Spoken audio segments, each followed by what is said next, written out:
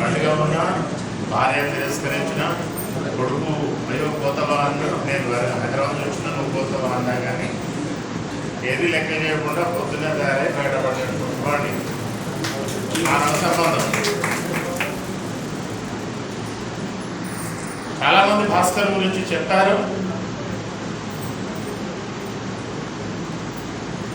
14 భువన భాండాల గురించి చెప్తే భాస్కర్ గురించి చెప్పినట్లు అవుతుంది. 14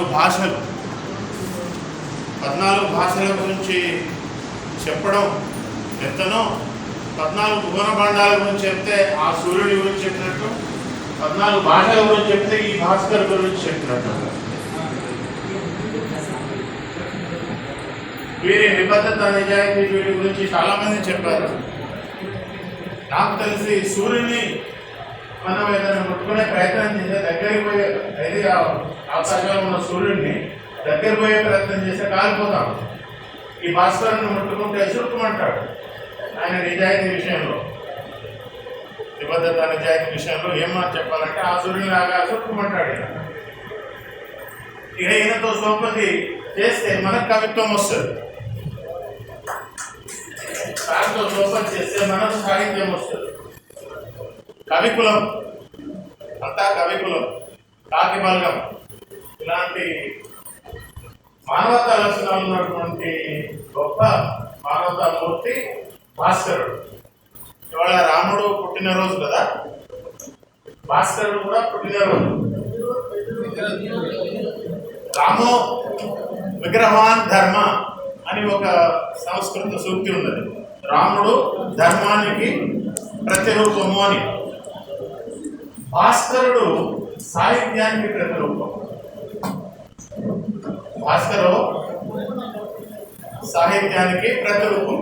ఆ విధంగా రాముడికి భాస్కరుడికి ఆ పుట్టినరోజు ఒకే దినం కావడం వల్ల ఇలాంటి గొప్ప ఆలోచనలు, సాహిత్యపరమైనటువంటి ఆలోచనలు, సాహిత్యపరమైనటువంటి ప్రేమ అభిమానం నాకు వచ్చింది. వారికి ఈరోజు 100 వసంతాలు నిండా జీవించాలని కోరుకుంటూ, ఇంకొక ముఖ్యమైనది, ఇన్ని రాశాడు, ఇంకా రాస్తాడు, ఎన్నో అవార్డులు వచ్చాయి. ఈ అవార్డుల గురించి రాయాలని కూడా చెప్పారు.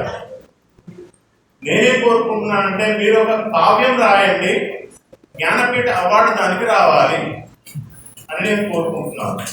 ఒక గొప్ప కావ్యం రాయండి, దానికి జ్ఞానపీఠ అవార్డు రావాలి. కరీంనగర్లో 2వది అవార్డు భాస్కర్ గారికి రావాలని కోరుకుంటున్నాను నేను. దానికి ఇతివృత్తం కూడా ఇచ్చాను. మనుషులకు దేవతలకు కలిగే కొట్లాట మీద రాయండి అని చెప్పాను.